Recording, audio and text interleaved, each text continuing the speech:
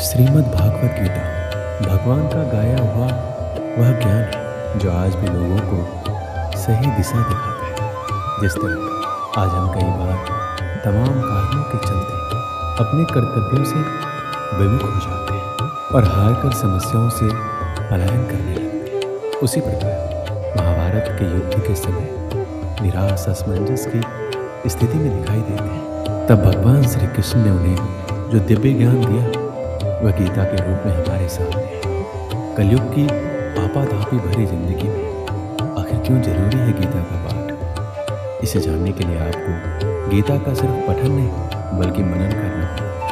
दरअसल जब कभी कोई व्यक्ति कर्तव्य पथ पर चलते हुए व्यक्तिगत, पारिवारिक, व्यावसायिक या ऐसे किसी विचार व्यूह में उलझता है तो उसे उसके माध्यम से सही रास्ता प्राप्त होता है। जीवन के उस मोड़ पर जब कोई व्यक्ति को कोई रास्ता नहीं सोचता तब वह खुद को तमाम समस्याओं से घिरा पाता है, जो कर्तव्य अकर्तव्य के असमंजस में फंस जाता है। उस मुश्किल समय में श्रीमद् भागवत गीता उसका हाथ थामती है और मार्गदर्शन करती है। एक बार माता पार्वती महादेव जी से पूछते हैं कि किस ज्ञान के बल पर संसार के सब लोग आपको शिव कहकर पुकारते हैं। पूछते हैं मृगछाला ओढ़े और अपने सभी अंगों में शमशान की विभूति लगाए, गले में सर और नर मुंडों की माला पहने हुए, इनमें से तो कोई पवित्र नहीं है, फिर आप किस ज्ञान से पवित्र माने जाते हैं? तब महादेव ने उत्तर दिया,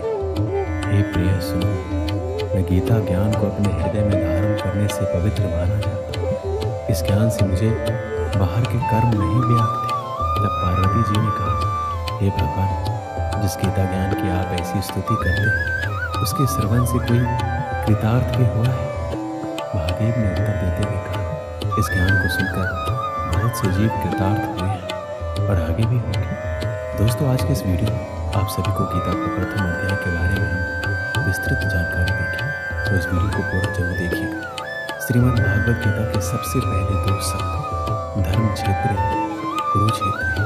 इस जगत में हम जीवन जीते हैं और जीवन हमारा कुरुक्षेत्र भी है और धर्म क्षेत्र भी। ये हमारी कर्म भूमि है जहाँ हम अपने कर्तव्यों का निर्वहन करते हैं। अर्जुन, जो कि गीता के शुरुआत में अपने जीवन के सबसे महत्वपूर्ण युद्ध को लड़ने जा रहे थे, किंतु वह अत्यधिक हताश, निराश, भ्रम मोह में था। हम भी अपने जीवन में इसी तरह से हताशा और निराशा का सामना करते हैं और इन परिस्थितियों में भगवान श्री कृष्ण जो समाधान देते हुए कहते हैं, हृदय की क्षुद्र दुर्बलता, सारे भ्रमों को पीछे छोड़ सब कुछ भुलाकर खड़े हो जाओ मेरे साथ। तो यहाँ श्री कृष्ण जी अर्जुन को केवल शाब्दिक ज्ञान ही नहीं अपितु प्रायोगिक ज्ञान भी प्रदान करते हैं, जिससे उसे विजयश्री प्राप्त होती है।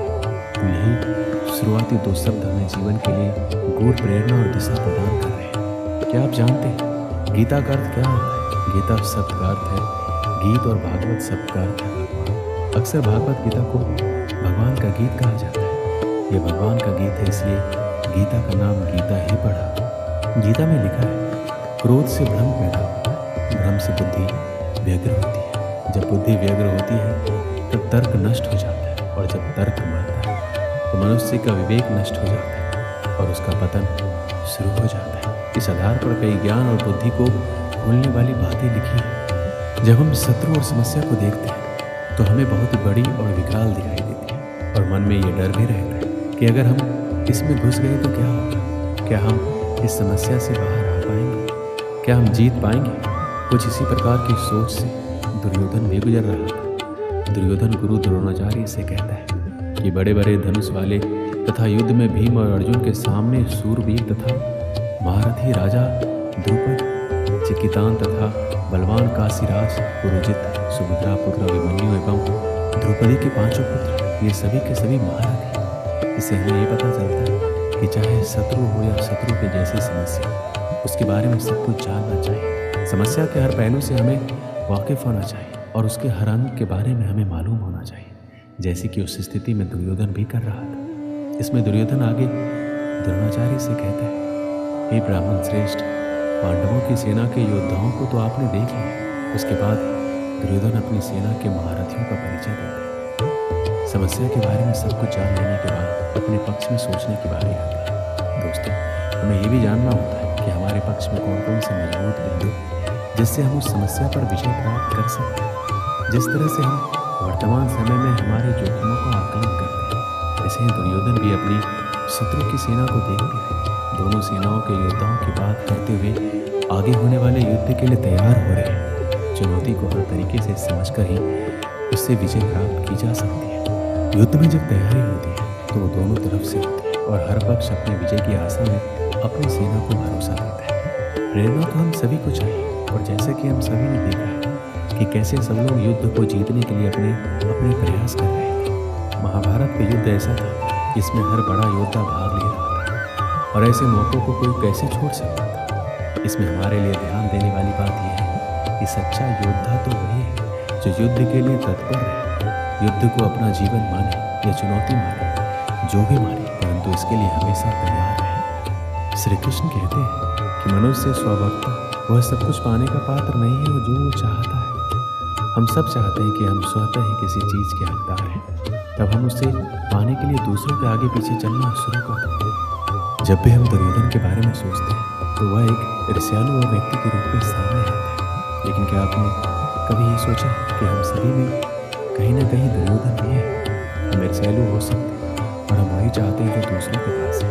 कार्य के पीछे का इरादा ही मायने रखता है। जो लोग केवल कर्म के फल की इच्छा से प्रेरित होते हैं वो दुखी होते हैं, क्योंकि वो जो करते हैं उसके परिणाम के बारे में लगातार चिंतित रहते हैं। इस दुनिया में ज़्यादातर लोग अपने अहंकार के कारण बर्बाद हो जाते हैं। वो विश्वास या भरोसे से ज़्यादा अपने ईगो को महत्व देते हैं।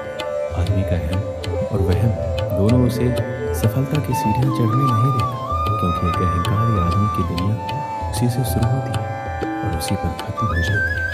हर व्यक्ति के अंदर किसी न किसी तरह का घमंड होता है। ये मनुष्य का एक स्वभाव है। जब हम खुद को जमीन से जुड़ा हुआ पाते हैं तो हमारे नीचे गिरने का सवाल ही पैदा नहीं होता। लेकिन जब सफल होने पर हम खुद को आसमान में ले जाते हैं, अपने दिमाग को चढ़ाने लगते हैं, तब हमें आसमान से नीचे गिरने में देर नहीं लगती। अहंकार को अपने दिमाग में घर ना रखने, नहीं तो आपने जितनी जल्दी सफलता की सीढ़ियाँ चढ़ी, आपको वहाँ से नीचे उतरने में देर नहीं लगेगी। एक समय की बात है, रामनगर गांव में एक बूढ़ा आदमी अपने पुत्र के साथ रहता था। बीमार होने के कारण बूढ़े आदमी ने अपनी बहुत सी संपत्ति अपने पुत्र के नाम कर दी। उसने अपनी वसीयत में लिखा कि उसकी सारी संपत्ति उसके मरने के बाद उसके पुत्र की हो जाएगी, और वसीयत के कुछ दिन बाद ही उसकी मृत्यु हो गई। संपत्ति इतनी थी, उसका पुत्र और आगे आने वाली 7 पुश्तें बिना कोई काम धंधा किए आराम से खा पी सकते थे। मगर उसका पुत्र अभी भी संतुष्ट नहीं था। वह अधिक से अधिक धन कमाना चाहता था। इसलिए उसने अपने सभी अचल संपत्ति बेच दी और भिन्न भिन्न वस्तुओं की खरीद कर उसका व्यापार करना आरंभ कर दिया। भाग्यवश वह बहुत कम समय में अत्यधिक सफल तथा शीघ्र ही पहले से अधिक धनवान हो गया। उसने इतना अधिक धन इकट्ठा कर लिया कि दूसरे व्यापारी उससे ईर्ष्या करने लगे। कभी कभी दूसरे व्यापारी या उसके मित्र उससे सफलता का रहस्य पूछते तो वो कहते, मैं इसलिए उन्नति कर रहा हूँ कि मैं अपने धंधे को समझता और कठोर परिश्रम करता हूँ, और मैं अपने ग्राहकों को भी खुश रखना जानता हूँ। चूँकि उसने सचमुच व्यापार में तरक्की की थी, इसलिए उसके मित्र और अन्य व्यापारी उसकी सीखीबाजी को सच मानते थे। अपनी इस कामयाबी के कारण उसमें बड़ा ही अहंकार आ गया था, मगर उसे फिर भी अपने धन से संतुष्टि नहीं थी। वो अभी भी बहुत सा धन कमाना चाहता था। उसने व्यापार में अपने हाथ पैर फैलाने आरंभ कर दिए। आरंभ में तो उसे व्यापार में लाभ हुआ, मगर उसका अहंकार इतना बढ़ गया कि भाग्य की देवी उससे अप्रसन्न हो गई। उसे व्यापार में घाटा होने लगा। पहली घटना तब हुई जबकि माल से भरा हुआ उसका समुद्री जहाज डाकुओं ने लूट लिया। दूसरी घटना में माल से लदा जहाज अरब सागर में डूब गया। उसके भाग्य में कुछ न कुछ अपशगुन उत्पन्न हो गया था। तीसरी घटना ने उसे बिल्कुल ही उखाड़ फेंका।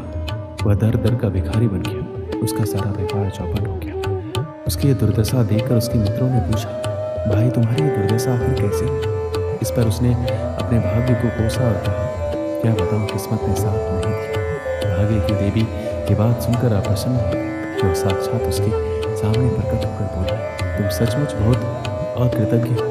जब तक तुम सफलता की सीढ़ियाँ चढ़ते रहे तब तक तुम उसका सारा श्रेय खुद लेते रहे, मगर जैसे ही हालात खराब हुए तुमने भाग्य को धिक्कारना आरंभ कर दिया।